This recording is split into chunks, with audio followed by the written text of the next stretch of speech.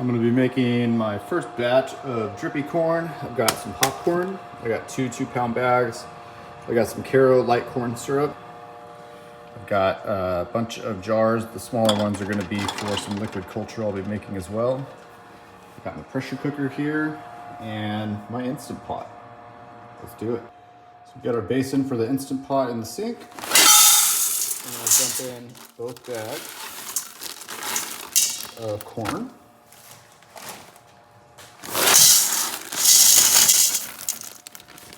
You can see this is just the regular yellow popping corn from Walmart. To that, I'm going to do a 1/4 cup of light corn syrup. It's going to be 2 of these 2 tablespoon measuring cups.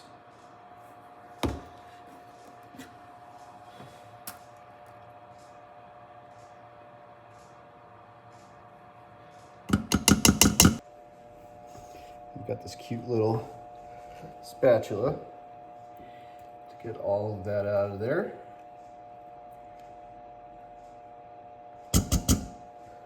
All right, that's 1.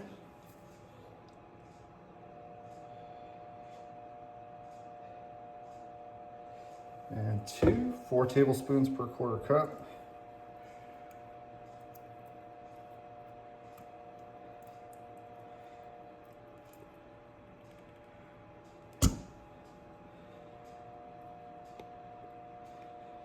All right, and then I'm going to use warm water here so we can fully dissolve our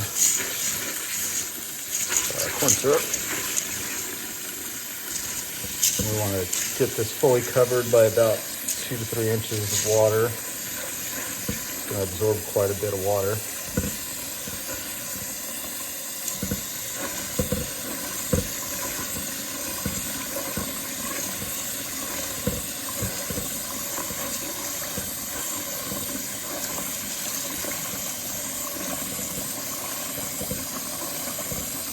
All the extra water is just going to get drained off, so don't really worry about doing too much water.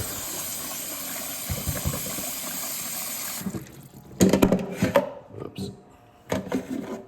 And then I'm pulling out these little floaty guys. If they're floating, they're not going to be good kernels. Well, let's get it cooking. All right, get it loaded in the Instant Pot. Lock that mofo on. We're going to set it to sealing. It's going to vent until it's ready to seal up. And then we'll go to what are we going to set this thing at? Manual. 20 minutes. And we're going to let it do its thing. I'm going to go through and wash all these and make sure they're nice and clean. These are brand new, but I just want to make sure they're all cleaned out really well.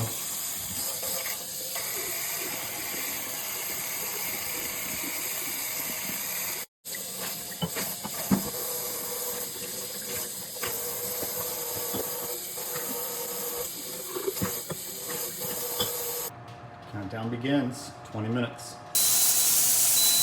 All right, now we depressurize.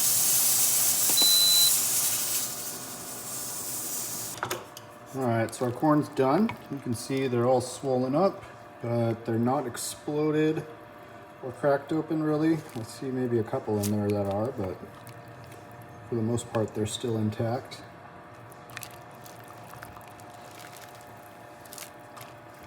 So we're gonna pull out a sample. I'm gonna crush one. And we can see that they are cooked all the way through.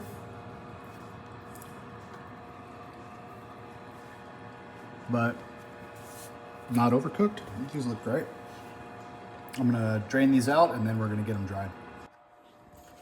I lack a adequately sized colander, so it makes this part a little bit of a bitch, but we'll make do.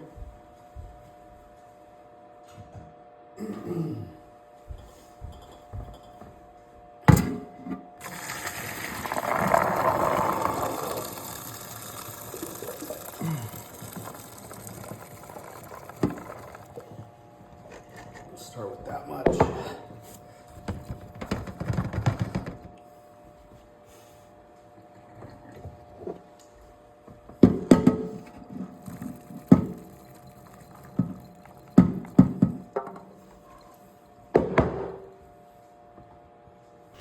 Once our corn has a chance to drain, we put some paper towels on some cooking sheets, and that way the residual moisture that's stuck on these has a place to go and absorb while the corn is drying off. We want them to be pretty much dry to the touch so that we don't have a bunch of extra moisture pooling in the bottom of our jars once they get pressure cooked.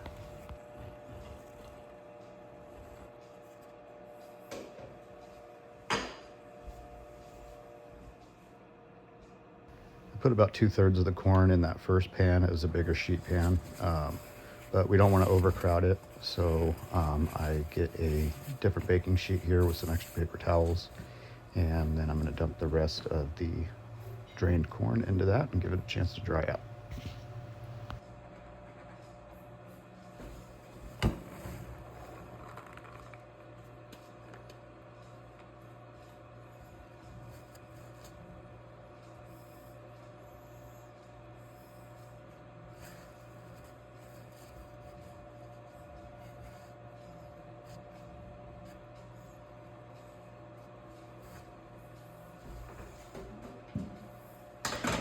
After the corn's had a chance to drain and to dry off, then we are going to fill it into our mason jars.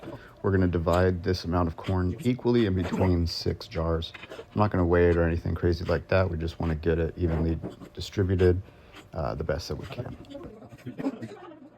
If you guys are liking what you see so far, please give me a like, a comment, and a subscribe.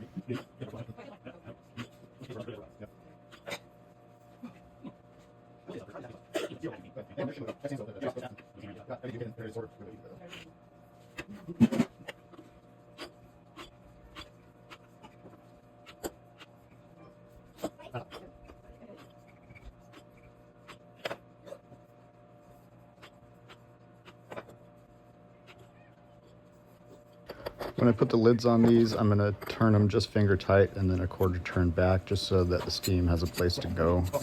It could escape and we don't build up a ton of pressure in these jars.